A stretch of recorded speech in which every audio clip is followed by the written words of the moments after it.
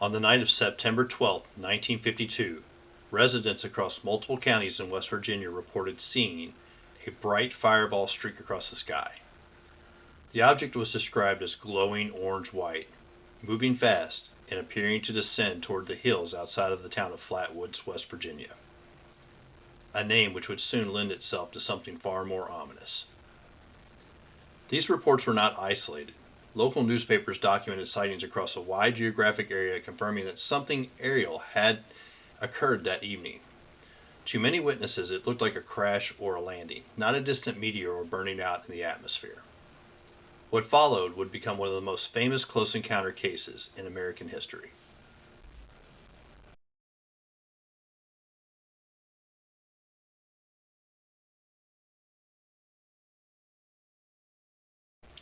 At 7:15 p.m. the same night, two brothers, Edward and Fred May, and their friend Tommy Heyer, said that they saw the same bright object cross across the sky and land on the property of local farmer G. Bailey Fisher.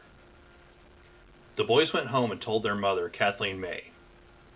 The four of them, accompanied by local children Neil Nunley and Ronnie Shaver, and Kathleen's cousin, West Virginia National Guardsman Eugene Lemon, went to the Fisher farm in an effort to locate whatever it was that Edward and Fred had claimed to see. As they climbed the hill toward the Bailey Fisher farm, the dog reportedly froze, growled, and refused to advance, behavior the witnesses said was highly unusual. Animals reacting before humans, however, is a recurring detail in many cryptid and UFO encounters.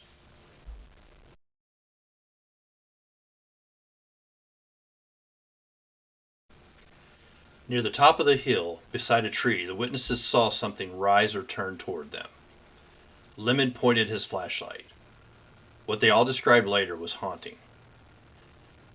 They described a towering humanoid figure estimated between 8 and 10 feet tall. The body appeared dark, rigid, and metallic, not furred or flexible like an animal.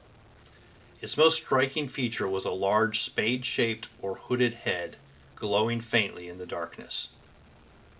Two bright red-orange eyes burned from within the hood. Some witnesses described claw-like hands. Others said that the creature seemed to glide or float rather than walk. When the flashlight beam first hit it, the creature hissed or emitted a sharp mechanical sound and moved toward the group.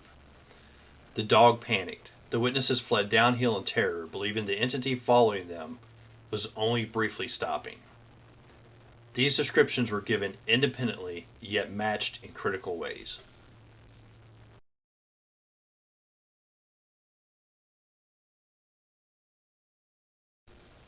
The encounter didn't end when the witnesses escaped. Kathleen May reported her eyes swelling shut and a burning sensation that lasted for hours. Eugene Lemon required medical attention for severe nausea and weakness. Several witnesses complained of sore throats and irritated eyes. The next day, the area was examined, and witnesses reported flattened grass, a lingering metallic odor, and discolored patches on the ground. While no physical craft or physical entity was recovered or seen, these environmental effects were taken seriously enough to warrant an official investigation.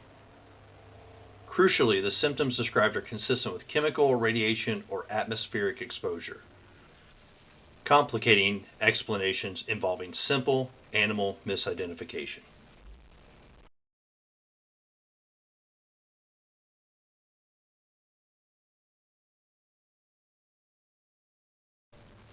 Sometime after, the U.S. Air Force investigated the incident under Project Blue Book, assigning it an official case number.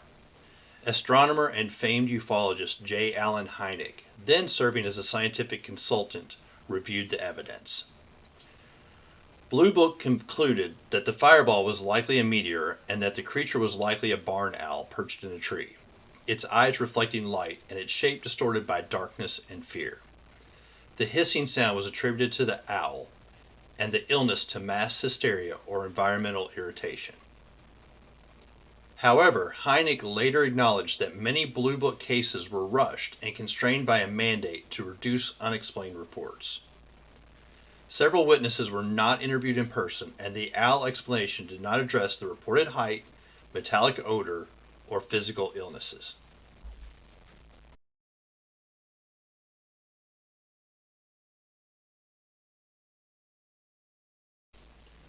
Could it have been an owl? Skeptics point to glowing eyes, hissing sounds, and a silhouette near a tree as evidence. But critics note an owl does not explain 10-foot height estimates. It does not cause chemical-like illnesses. It does not emit metallic odors, and does not cause animals to panic at a distance. Other theories include experimental military aircraft, unknown atmospheric phenomenon, or a humanoid entity associated with the fireball. None explain all elements of the encounter.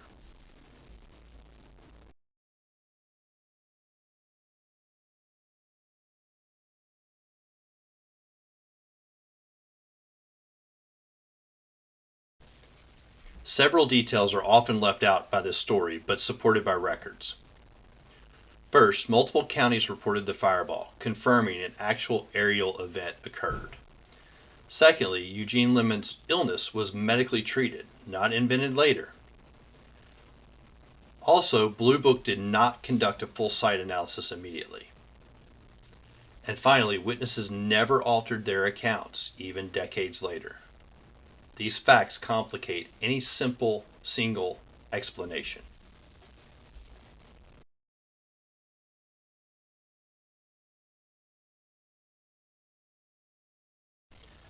The Flatwoods Monster remains one of the earliest cases to combine multiple witnesses, physical symptoms, animal reactions, and a government investigation.